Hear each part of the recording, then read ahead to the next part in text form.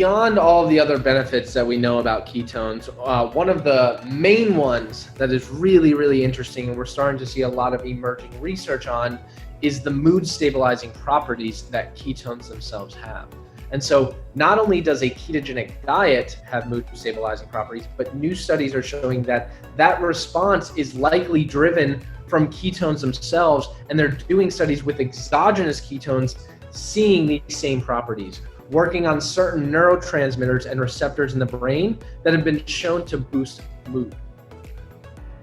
Dopamine's a neurotransmitter in our brain that we commonly refer to as like the happy hormone, right? So when we're feeling good, we get this huge rush of dopamine. And one of the things about being in a state of ketosis is it doesn't bring you to two highs, and it certainly doesn't bring you down like some of these other things that increase dopamine or mess with serotonin. Instead, it has ketones have mood stabilizing properties in the sense that they kind of balance out these neurotransmitters. And there was a recent study where they took exogenous ketones and injected them into mice, and they found that it actually helped stabilize some of these neurotransmitters in a mouse model of depression, where they were looking at these animals and they were able to increase some of this dopamine and allow them to stabilize their mood and increase their function, which is very, very promising. One of the things we know about exogenous ketones is not only are they a fuel source for the brain, but they're also signaling molecules, right? They're acting on certain aspects of our DNA, but they're also signaling various different cascades throughout our entire body, one of which we believe is neurotransmitters inside of the brain.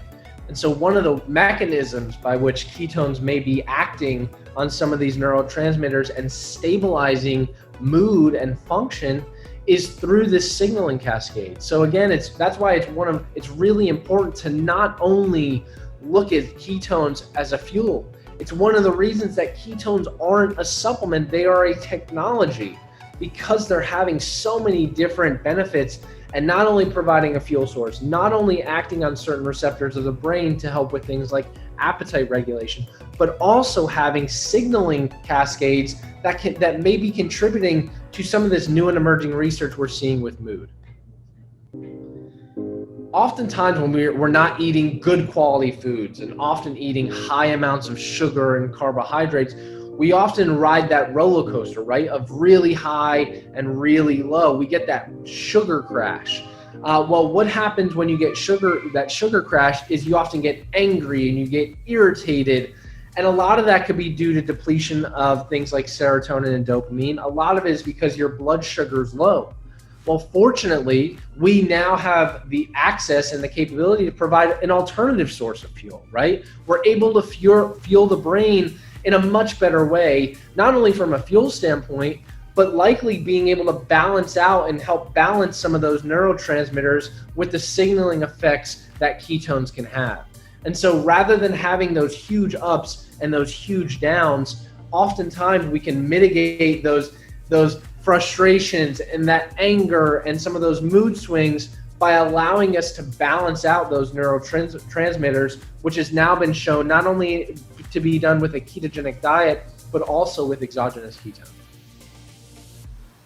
Previously, we've known that there's been a good amount of research on a ketogenic diet and things like just mood in general. And now, because of Prove It and the research and the explosion of ketones into the market, we're starting to see more research and more science on the benefits of ketones themselves on some of these other aspects of mood and things like anxiety. So again, it's really, really promising.